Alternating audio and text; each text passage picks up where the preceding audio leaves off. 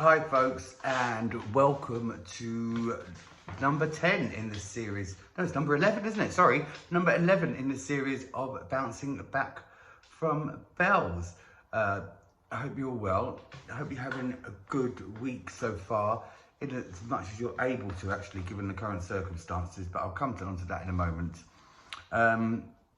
Firstly, you can probably see from my face that I am recovering at a rate of knots at the moment.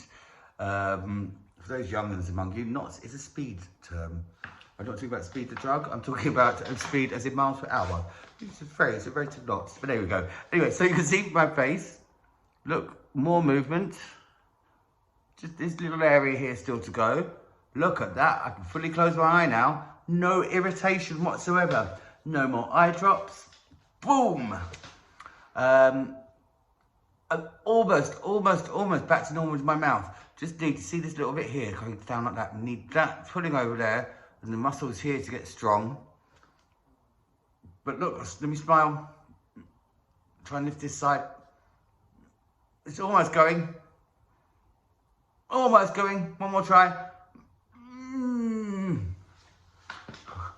I'm pretty confident that by the end of the week, I will be 95% recovered, which, considering where I was just 4 weeks ago, is absolutely astonishing.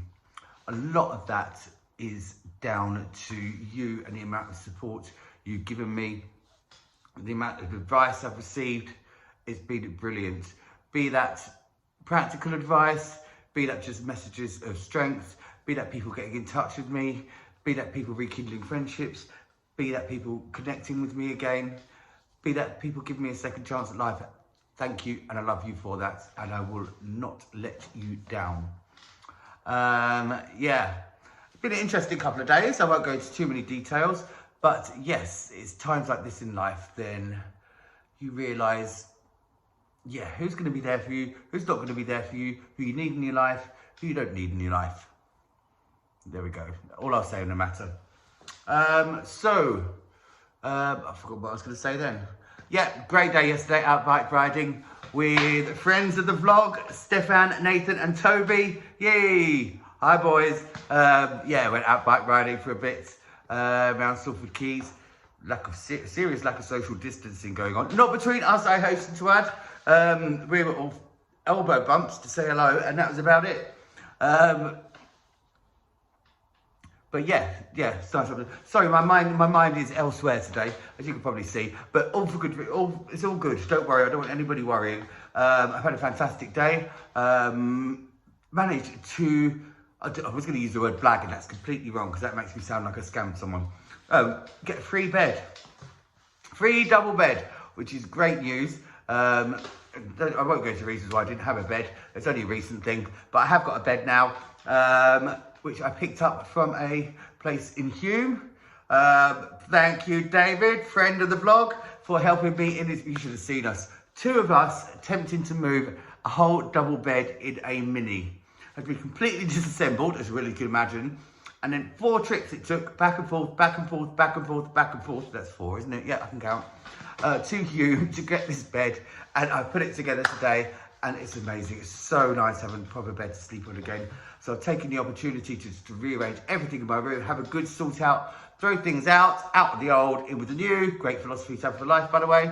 And yeah, just to even do things that I've rearranged. I've done something I've never done before. Never done before, and I never would have dreamed I'd done before in my wardrobe. I literally, not only have I, sorted it out into groups like shirts, jackets, blah, blah, blah. I've colour coordinated them as well, so they kind of go on a spectrum throughout. So you've got the light colours, white, then it goes into red, blues, blah, blah, blah.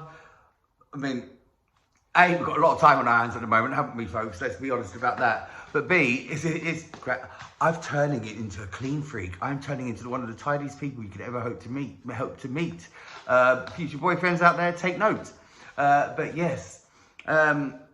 Anyway, let's shift gear a little bit, because I just wanted to say a bit about what's been happening in the news this week. I haven't prepared anything for this, by the way, and I haven't got any notes. So I'm going to speak from the heart and from the top of my head. So I'm going to slow myself down while I gather my train of thoughts and try to put this as eloquently and as correctly as possible. Everything I say comes from a place of good intentions. So if I do stumble upon my words over the next couple of minutes, please forgive me. First of all, Black Lives Matter, and that is the end of the matter as far as I'm concerned. It's not about all lives matter, it's Black Lives Matter. I think LGBT people, of course I'm one of them, you never would have guessed, would you? I'm the G column, by the way. LGBT people are able to better identify, let's say, with things like racism and discrimination in a way that a good deal of the population here in the UK as well as around the world aren't able to, because as LGBT people, we face discrimination, we have faced harassment, we've faced abuse for many of us ever since we were teenagers. Obviously, it's not the same as racism, and I'm not trying to put one above the other, but I'm saying that we have probably a better understanding of what it's like to live in a world which you can be frightened of sometimes, live in a world of fear, live in a world where you're not always comfortable, live in a world where you're perhaps always looking over your shoulder, live in a world where you're treated differently, live in a world where you face bigotry, you face abuse, and you know how hard it is sometimes to call that out, how hard it can be to defend yourself, and also how hard it can be to defend others. But, sorry, bear with me one moment. What I want to say is that from this moment on, I pledge to call out in the most appropriate manner at the time, but I will call out any forms of discrimination towards black people, any person of colour, any person, BAME person, in fact, any of the people who are from minorities. So whether it's an ethnic minority, whether it's to do with your sexual orientation, gender identity, anything.